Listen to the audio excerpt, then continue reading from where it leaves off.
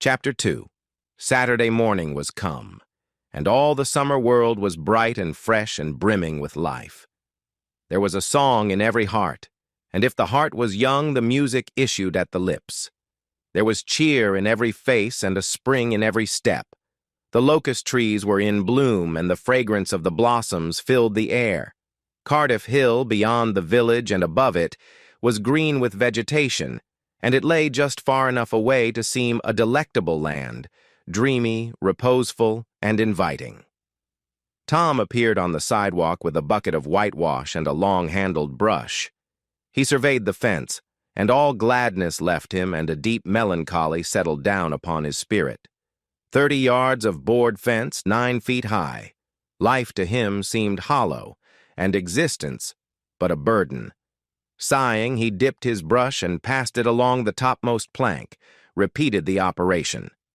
Did it again, compared the insignificant whitewashed streak with the far-reaching continent of unwhitewashed fence, and sat down on a tree box discouraged. Jim came skipping out at the gate with a tin pail and singing Buffalo Gals. Bringing water from the town pump had always been hateful work in Tom's eyes before, but now it did not strike him so. He remembered that there was company at the pump. White, mulatto, and Negro boys and girls were always there waiting their turns, resting, trading playthings, quarreling, fighting, skylarking. And he remembered that although the pump was only 150 yards off, Jim never got back with a bucket of water under an hour, and even then somebody generally had to go after him. Tom said, "Say, Jim, I'll fetch the water if you'll whitewash some." Jim shook his head and said, "Can't, Mars, Tom." "Ol' missus, she told me I got to go and get this water and not stop fooling round with anybody. She say she spec Mars Tom gwine to ax me to whitewash, and so she told me go long and attend to my own business. She lowed she'd tend to the whitewashing." "Oh, never you mind what she said, Jim. That's the way she always talks. Gimme the bucket. I won't be gone only a minute. She won't ever know." "Oh, I dasn't, Mars Tom. Ole missus she'd take and tar the head off'n me." "Deed she would?" She never licks anybody, whacks 'em over the head with her thimble. And who cares for that, I'd like to know. She talks awful, but talk don't hurt. Anyways, it don't if she don't cry. Jim, I'll give you a marvel. I'll give you a white alley."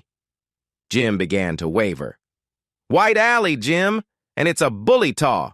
My, that's a mighty gay marvel, I tell you, but Mars Tom is powerful fraid ol' missus. And besides, if you will, I'll show you my sore toe." Jim was only human. This attraction was too much for him. He put down his pail, took the white alley, and bent over the toe with absorbing interest while the bandage was being unwound. In another moment, he was flying down the street with his pail and a tingling rear. Tom was whitewashing with vigor, and Aunt Polly was retiring from the field with a slipper in her hand and triumph in her eye. But Tom's energy did not last. He began to think of the fun he had planned for this day, and his sorrows multiplied. Soon the free boys would come tripping along on all sorts of delicious expeditions, and they would make a world of fun of him for having to work. The very thought of it burnt him like fire. He got out his worldly wealth and examined it, bits of toys, marbles, and trash, enough to buy an exchange of work, maybe, but not half enough to buy so much as half an hour of pure freedom. So he returned his straitened means to his pocket and gave up the idea of trying to buy the boys. At this dark and hopeless moment, an inspiration burst upon him. Nothing less than a great, magnificent inspiration. He took up his brush and went tranquilly to work. Ben Rogers hove in sight presently, the very boy of all boys whose ridicule he had been dreading. Ben's gait was the hop, skip, and jump, proof enough that his heart was light and his anticipations high. He was eating an apple and giving a long, melodious whoop at intervals, followed by a deep-toned ding-dong-dong, ding-dong-dong, for he was personating a steamboat. As he drew near, he slackened speed, took the middle of the street, leaned far over to starboard, and rounded to ponderously and with laborious pomp and circumstance, for he was personating the big Missouri, and considered himself to be drawing 9 feet of water. He was boat and captain and engine bells combined, so he had to imagine himself standing on his own hurricane deck, giving the orders and executing them. "Stop her, sir! Ting-a-ling-ling!" The headway ran almost out, and he drew up slowly toward the sidewalk. "Ship up to back! Ting-a-ling-ling!" His arms straightened and stiffened down his sides. "Set her back on the starboard! Ting-a-ling-ling! Chow! Chow! Wow! Chow!" His right hand, meantime, describing stately circles, for it was representing a 40-foot wheel. "Let her go back on the larboard. Ting-a-ling-ling! Chow-chow-chow!" The left hand began to describe circles. "Stop the starboard! Ting-a-ling-ling! Stop the larboard! Come ahead on the starboard! Stop her! Let your outside turn over slow! Ting-a-ling-ling! Chow-ow-ow! Get out that headline! Lively now! Come, out with your spring line! What are you about there? Take a turn round that stump with the bite of it! Stand by that stage now! Let her go! Done with the engines, sir! Ting-a-ling-ling! Isht! Shit! Isht!" Trying the gauge cocks. Tom went on whitewashing, paid no attention to the steamboat. Ben stared a moment and then said, "Hi-yi! You're up a stump, ain't you?" No answer. Tom surveyed his last touch with the eye of an artist. Then he gave his brush another gentle sweep and surveyed the result as before. Ben ranged up alongside of him. Tom's mouth watered for the apple, but he stuck to his work. Ben said, "Hello, old chap. You gotta work, hey?"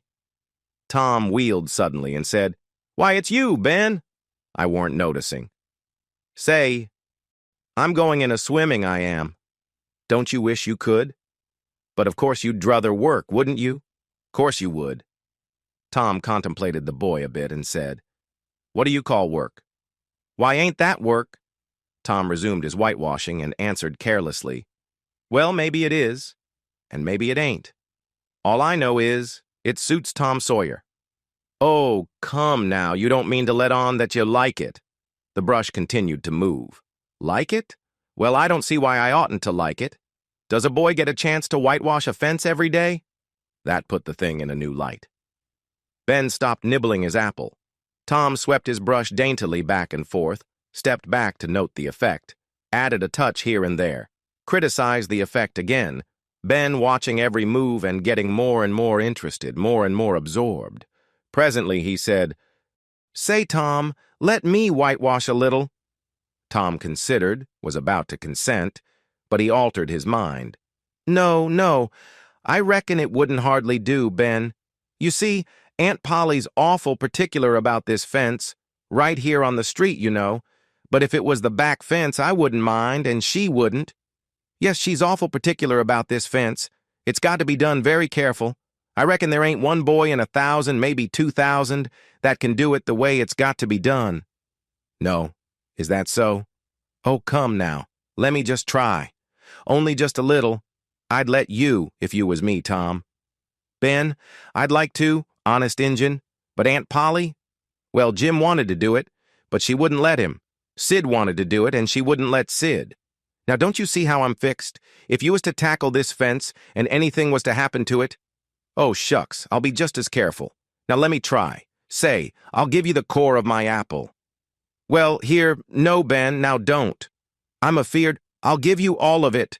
Tom gave up the brush with reluctance in his face, but alacrity in his heart. And while the late steamer Big Missouri worked and sweated in the sun, the retired artist sat on a barrel in the shade close by, dangled his legs, munched his apple, and planned the slaughter of more innocents. There was no lack of material. Boys happened along every little while. They came to jeer, but remained to whitewash.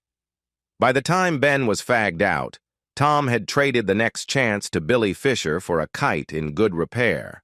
And when he played out, Johnny Miller bought in for a dead rat and a string to swing it with, and so on, hour after hour. And when the middle of the afternoon came, from being a poor poverty-stricken boy in the morning, Tom was literally rolling in wealth.